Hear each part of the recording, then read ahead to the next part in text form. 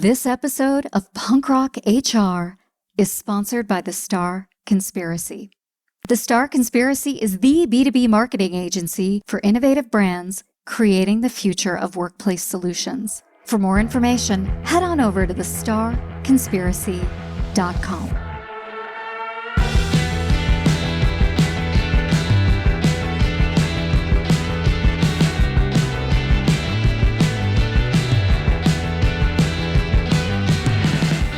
Hey everybody, I'm Lori Rudiman.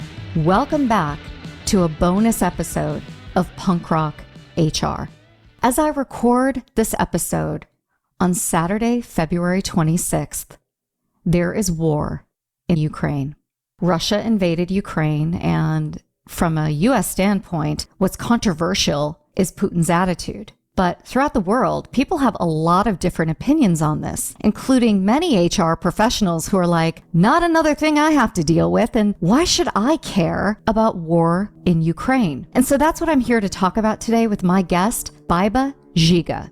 Baiba Žiga is the founder and CEO of Lakehouse Consulting. Her company helps to build equitable and inclusive cultures where diversity thrives at other organizations. Just recently, Baiba has been on the internet, most importantly LinkedIn and Instagram, talking about how the conflict in Ukraine affects our workplaces. And she came out with a guide where she helps HR professionals think about how we're all connected, how the war might be triggering just for your average ordinary worker, and how war adds to our personal feelings of helplessness. And so that's what we're talking about on the podcast today, how HR professionals and leaders can decenter themselves from the conversation and stop asking, what does this have to do with work? And start asking, how can I be helpful? I would invite you, like I do every week, to sit back and really take in this helpful and important conversation about the conflict in Ukraine with Baiba Žiga.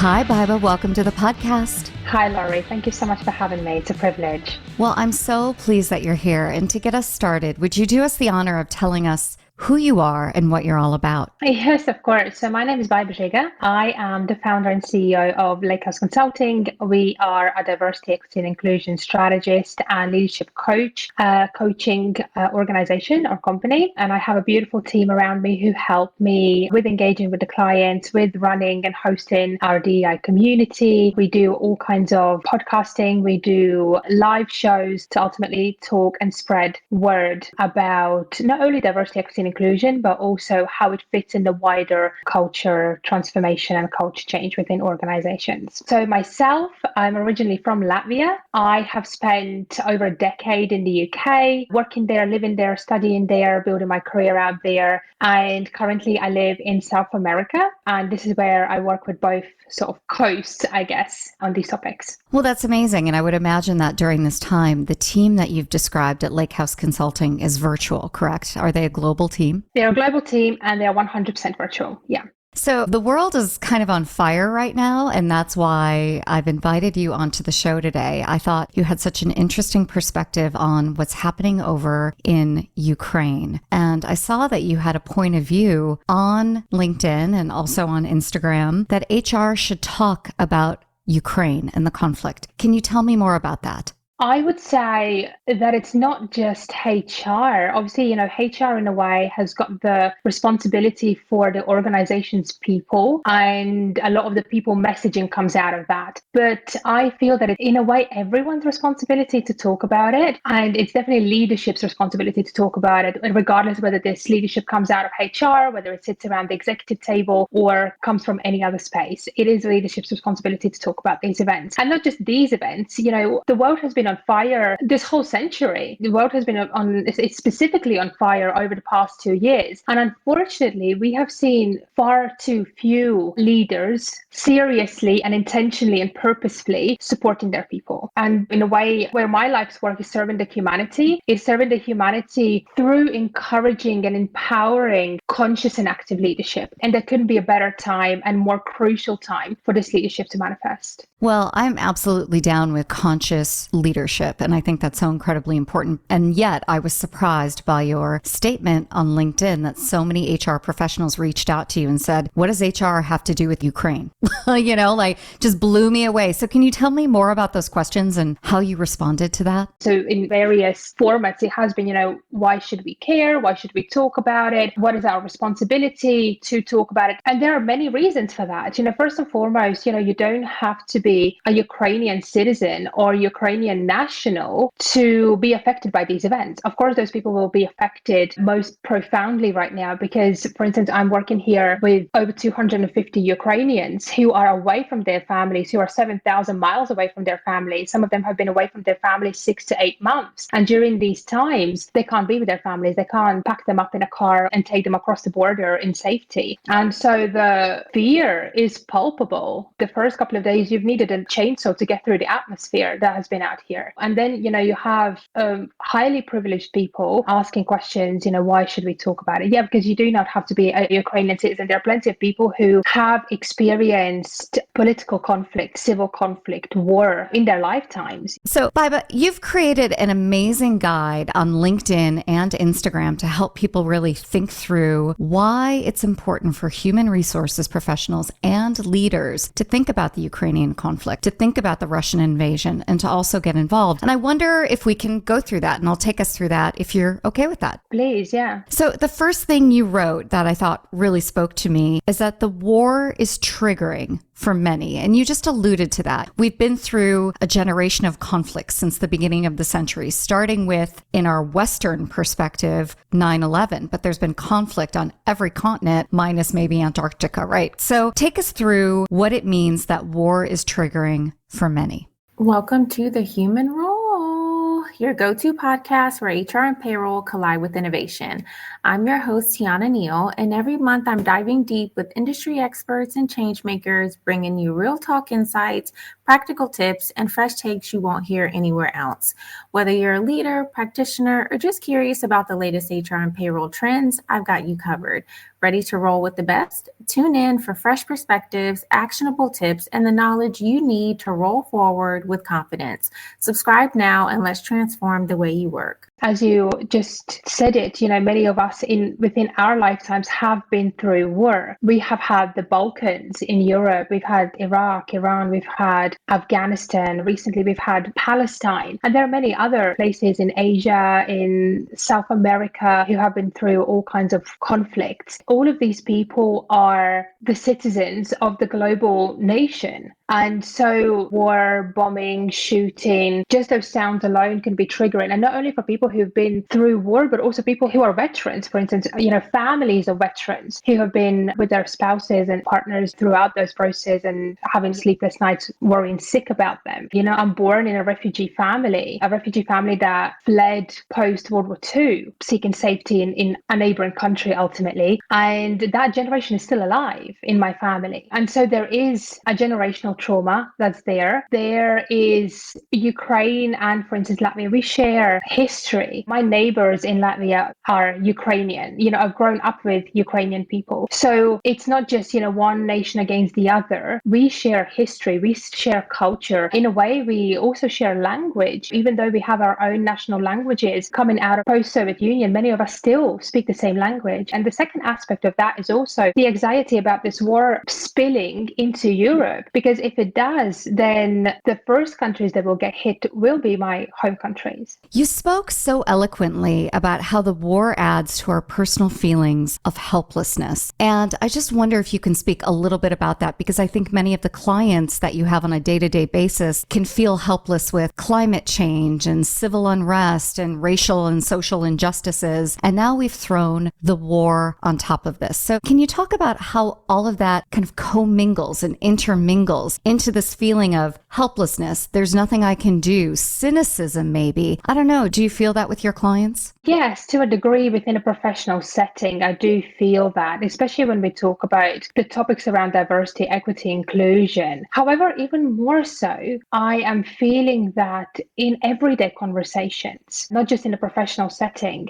So I have had also over the past week, I've had my colleagues and friends from the other side of the Atlantic, from the US and Canada, reach out to me about just re-establishing and clearing out some facts, just because they do not trust their own media outlets and the US propaganda that has been very widely communicated during these times. And some of the things, that, for instance, just the way how people talk about it and how these events are being reduced. So, for instance, some of the conversations have been around. So again, people who don't necessarily know the historical context are reducing these events to comparing Russia to a violent, beating husband, and then Ukraine, the poor victim wife. And then there's so many layers of that are just completely, utterly wrong. And then the biggest question I'm asking, what kind of society are you raising if they can't cope and comprehend historical context and facts, but you have to reduce it down to a wife beating analogy? Yeah, that's a terrible analogy for what's going on for a lot of reasons, and it really diminishes domestic violence. Absolutely. You mentioned that there's a lot of propaganda going on and a lot of incomplete information, and people don't necessarily have a historical context. And of course,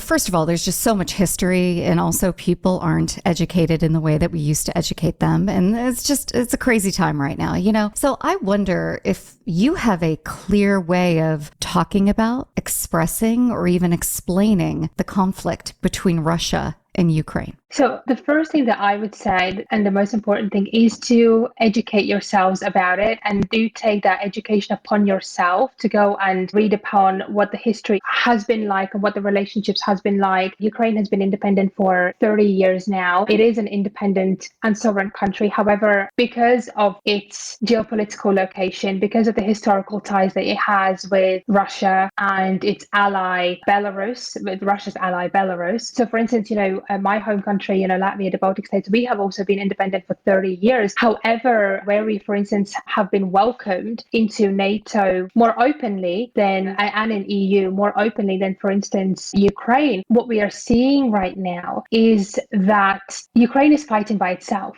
So I have been listening to NATO briefings, UN briefings, EC briefings, what Biden has been saying, what Putin has been saying, what Zelensky has been saying. And the thing is that there are a lot of people who are expressing solidarity. And when I say a lot of people, there are a lot of people in power who are expressing solidarity, how we are all one team, how we are all one humanity, one global team of human citizens or global citizens. But then at the same time, Ukraine is still on its own. Ukraine is completely fighting on its own, and its civilian fighting is on its own. People in power are saying big words, how they're going to put sanctions on Russia. We haven't seen those sanctions. The sanctions that people are talking about right now are, I'm not going to even comment on them. They're not serious sanctions. So when you ask human resources professionals to have a point of view or to at least get educated, what tips do you have for them? What resources? I heard you say it's important to get schooled on history, but do they do that on Wikipedia? Do they do that on the UN's website? Where do they go? What tools and resources do you have for them to understand what's happening in Ukraine, but also to be helpful? How does anybody get started?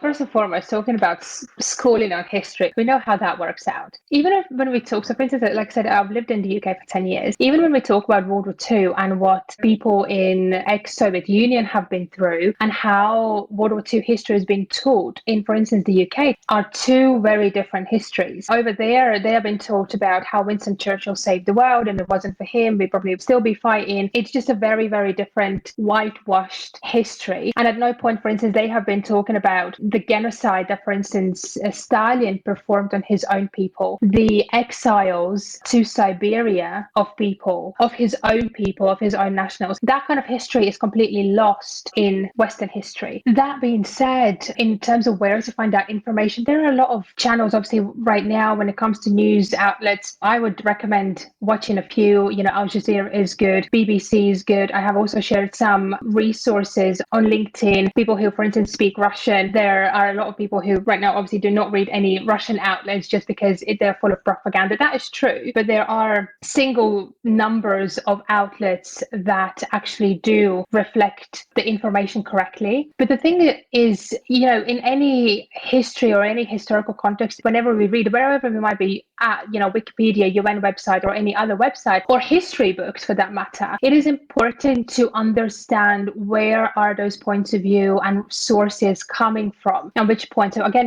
we might be talking about, for instance, World War II, and a source might be either a Russian source or it might be a German source. And depending on who's talking about it, you'll have very two different experiences of the same event. And both of them potentially are true. So again, it is our responsibility to process that information and start understanding where are those information, those sources coming from, what are the influences and key influences behind them, rather than just reading big headlines and taking them all for a fact. There's a million things that you could be doing with your time right now. You're running this really great entrepreneurial venture where you're out there really trying to change the world on diversity, equity, inclusion, belonging, all the good stuff. And you have a vibrant personal life. You've got all these amazing things. You've got a great story. And here you are on LinkedIn, really trying to motivate the human resources community to give a damn about the conflict in Ukraine. And you're creating wonderful guides to help them do things like to demonstrate more compassion, to be curious and to be helpful and to mind the triggering effects of what's happening in the world. Why are you doing that? Why do you care? Hi, I'm Carmen Hudson. I'm the host of the Recruiting Book Club, and we're starting our second season. I'm so excited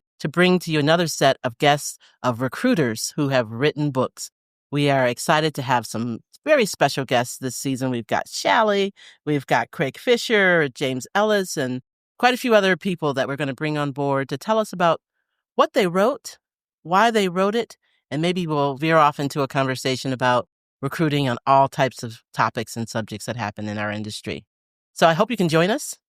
I'm excited. I mean, my life's work is to serve humanity. And as much as I talked about what happened in Palestine and what's happened over the past 2 years, this conflict hits home closer than any of the previous ones. For the previous ones, I might be the one who was on the listening side, listening to scholars, listening to people with their lived experiences, and if anything, amplifying what they were saying to ensure that people within my networks get appropriate and trustworthy information. Whereas now it is my duty and responsibility to amplify the voices of Ukrainian people, of the trustworthy resources, and adding in my lived experience and my experience as a strategist, as a DEI strategist, as someone who has spent nearly a decade in people and HR herself. And I have seen when leadership, and I'm not only talking about HR leadership, but leadership in general, and also HR leadership, when it's been done well and when it's been done shockingly. And during this time, staying quiet and silence is more deafening and isolating than if we show solidarity to our people. And one of the problems in that is that we have got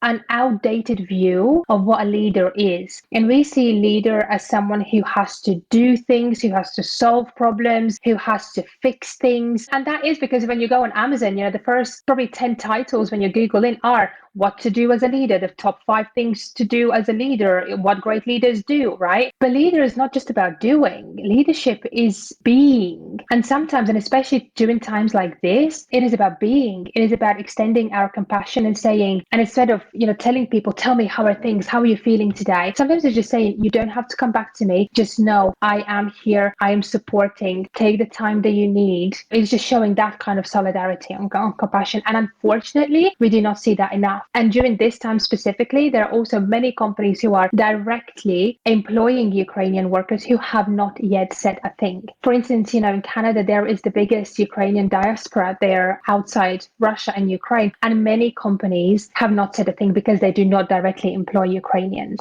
But they've got the biggest diaspora of Ukrainians living among their own citizens. So even from that point of view, we have the responsibility to talk about it. And another layer of leadership is the fact that for those people who feel helpless in these situations and can't support the front line or any other way, or they don't have any Ukrainians, for instance, in their network who they can hold space for. The thing is, again, we have the duty and responsibility within our networks, our friendship groups, our organizations, and even around our dinner tables to be able to have a constructive and purposeful and impactful conversation and not give in to, again, propaganda, disinformation, false facts, but educate ourselves so that when these conversations come, we can participate in them appropriately and educate people within our circles. And that's already helpful. Are there any opportunities for us as individuals to learn a lesson or to just improve our own personal development during a time of conflict? Of course. I think times of conflict, what they ask for is human compassion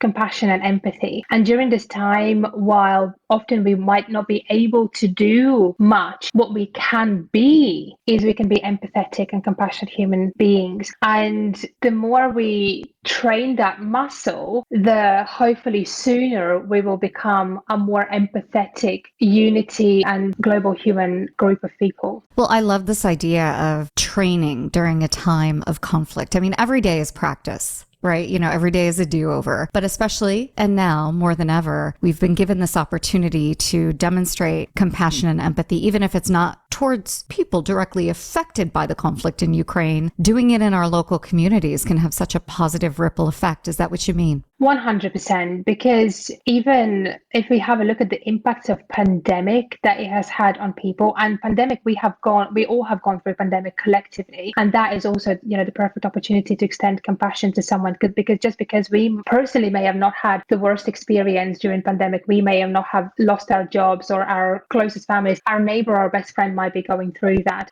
So just being mindful and not centering ourselves in every single bit, and instead just holding space for people, and just for a moment allowing the fact that there might be more than one truth, and then not everything is a projection of what we are projecting into the world, that there are more views and there are more truths, and not necessarily we always have to center it around ourselves. What we can do is hold space. What we can do is listen and speak with passion, and we can speak our truth, but we can still walk away from the conversation with mutual respect for each other. And we need more of that. Well, that brings us full circle to the reason why I invited you on the podcast, because those questions that you were receiving from human resources leaders about why is this important to me? Why does my company need to care? Are completely centered on themselves and on their organizations, the opposite of your thesis around leadership, correct? 100%. We need to decenter ourselves. We need to decenter our leadership, and it be leadership for everyone, conscious, active leadership. And if there is one time to show up as a leader, there hasn't been a better time to show up as a leader as now, considering everything that we've been going through, not only talking about Ukrainian war, but just everything. Well, I'm so grateful you took some time on this Saturday, the 26th of February, when we're recording this, to come and talk about what's happening in Ukraine, how HR professionals should be and could get involved, and also what leaders ought to be doing during this time. If people want to learn more about you, where can they find you on the internet? I am on LinkedIn. That's where I'm very active. I'm also on Instagram. I do have a website, www.lakehouse-consulting.com, where the stuff that I'm doing, videos of any of my talks, podcasts, and those kinds of things are all listed there as well. But I am most active on LinkedIn, so anyone can reach out with their reflections and thoughts or any reasonable questions. I'll be happy to pick them up. Yeah, only the reasonable questions, please, please. Well, it was such a pleasure to have you on today. Thanks again for being a guest on Punk Rock HR. Thank you, Laurie.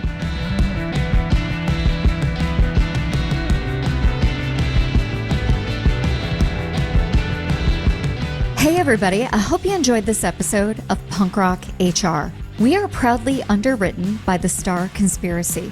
The Star Conspiracy is the B2B marketing agency for innovative brands creating the future of workplace solutions. For more information, head on over to thestarconspiracy.com. Punk Rock HR is produced and edited by RepCap with special help from Michael Thibodeau and Devin McGrath. For more information, show notes, links, and resources, head on over to punkrockhr.com. Now that's all for today, and I hope you enjoyed it. We'll see you next time on Punk Rock HR.